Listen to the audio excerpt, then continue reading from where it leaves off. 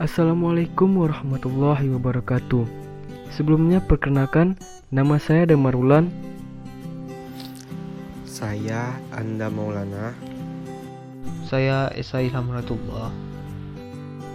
Dalam video singkat ini, kami bertiga akan menjelaskan 5 faktor dalam individu yang berperan dalam pengembangan interpersonal skill.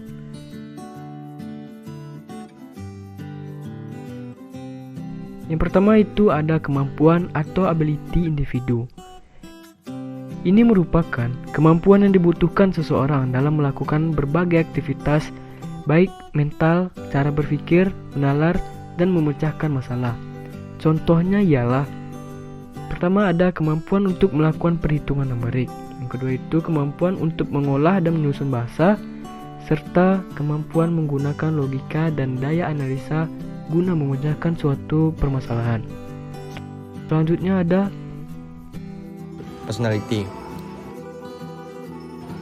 Personality merupakan kebiasaan sikap, sifat yang dimiliki seseorang yang berkembang ketika seseorang berhubungan dengan orang lain. Ada 3 jenis tipe kepribadian. Yang pertama, introvert. Introvert ini merupakan kebiasaan sifat yang dimiliki seseorang yang berkembang ketika seseorang berhubungan dengan orang lain.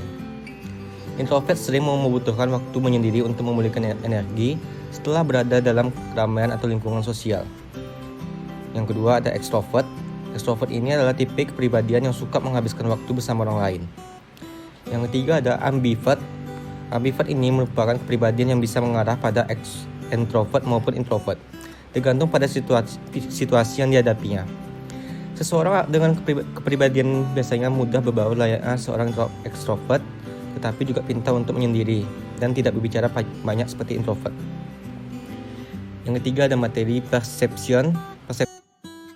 Persepsi ini adalah proses penginderaan yang dilakukan oleh manusia dengan melakukan tindakan menyusun, mengenali, dan menafsir informasi sensoris guna memberikan gambaran dan pemahaman tentang lingkungan sekitarnya. Contoh, rendah diri seorang individu dapat merasa rendah diri ketika melihat atau mendengar suatu pesan atau objek tertentu yang membuatnya tidak berdaya. Yang kedua ada perasaan bangga. Dengan ilmu psikologi komunikasi disebutkan bahwa rasa bangga yang dialami seseorang merupakan contoh persepsi. Saya lanjutkan pada materi selanjutnya.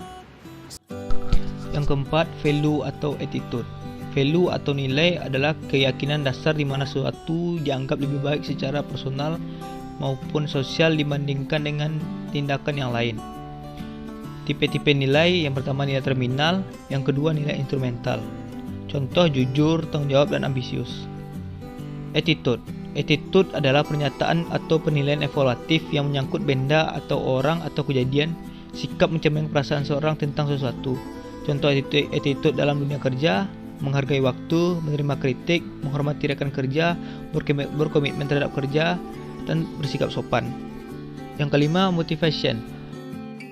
Motivasi didefinisikan sebagai dorongan. Dorongan merupakan suatu gerak jiwa perilaku seseorang untuk berbuat, sedangkan motif dapat dikatakan suatu driving force, yang artinya sesuatu yang dapat menggerakkan manusia dalam untuk melakukan tindakan atau perilaku. Contoh dari motivasi, yang pertama motivasi prestasi. Orang yang dengan tipe motivasi ini fokus pada pencapaian tujuan. Yang kedua, motivasi peningkatan diri. Jika Anda mendapatkan motivasi dari luar, temukan motivasi dari diri sendiri.